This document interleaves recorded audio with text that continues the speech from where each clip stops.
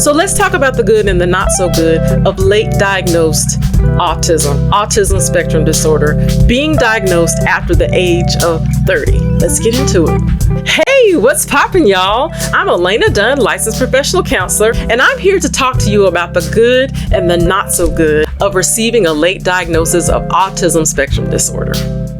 So here's the good and the not so good of receiving a diagnosis of autism spectrum disorder after the age of 30. We consider being diagnosed after the age of 30 as late diagnosed autism spectrum disorder. So when I have videos that talk about the good and the not so good, I like to start with the not so good because I want to end on a good note. All right, so let's start with the not so good.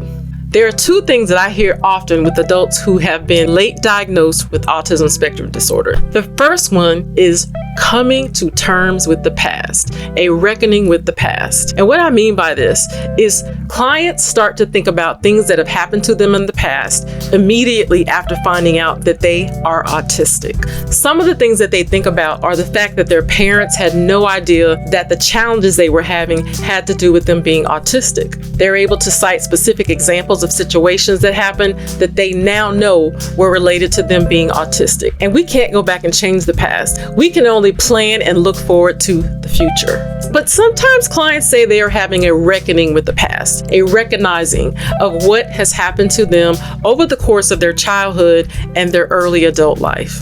But some of the things that can come out of having a reckoning with the past are learning from it. Now that you know that those things you were doing have to do with being autistic and you can handle situations differently. And now that I've said that, let's talk about the good of having a diagnosis of autism spectrum disorder after the age of 30, late diagnosed autism spectrum disorder.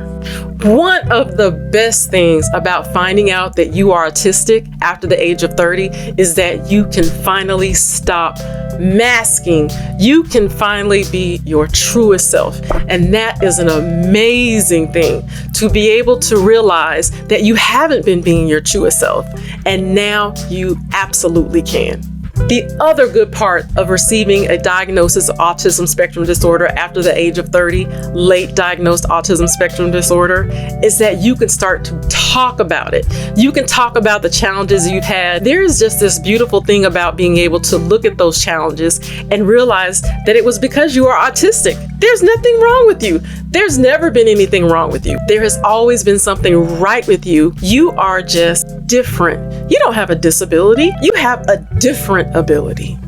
When you realize that you can be your truest self, you start to let so many things go that just have not been good for you. And usually that also includes people. So let me go ahead and say, because I consider this to be a good thing, which is why I didn't include it when I was talking about the not so good. You may even let go of people in your life who haven't been good for you as an autistic person. And that's a good thing, because you can start to surround yourself with people who embrace you as your truest self, for the autistic person that you are, and all of the wonderful things that you will discover that come with being an autistic person. If you are getting something out of what you're hearing today, be sure to hit that subscribe button and hit the like button for this video.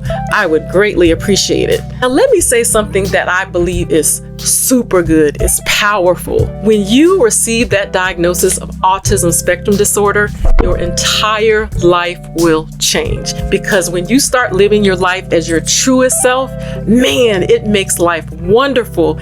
Every moment of your life becomes exactly what you need it to be to fit who you are. I want you to know that I have included some resources for adults who have received a late diagnosis of autism spectrum disorder, and those resources are in the description for this video. And I hope this was helpful to you. And those are the good and the not so good of receiving a late diagnosis of autism spectrum disorder. I'll catch you on the next video.